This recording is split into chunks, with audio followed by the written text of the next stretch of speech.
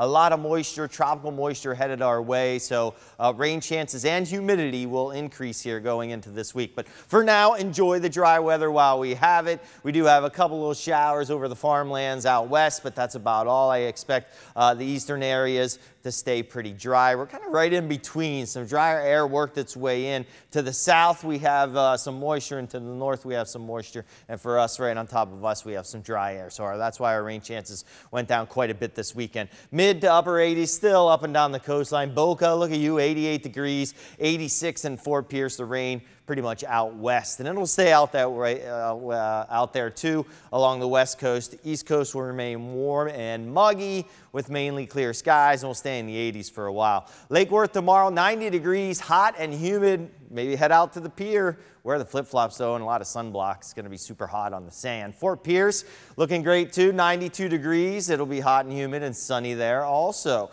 Rain chances then will go up, bumping up on Monday and Tuesday. We may get a little of that Saharan drier air coming on in for Wednesday and Thursday, which will lower it a little bit. For now, the tropics still quiet nearby, but we do have, well, Beryl regenerated into a subtropical storm, 40-mile-per-hour winds. Not moving all that quickly right now, but it'll quickly start to move up and then dissipate one more time here. Here's the very latest on it. 40-mile-per-hour winds moving to the northeast at 16, and then it will dissipate before it even gets up into Newfoundland there, so it should be all right. Boating forecast, hot and humid, seas 2 feet or less. Great boating weather the next day here with just some sunny skies and some calm seas. Beach forecast again looks fantastic too.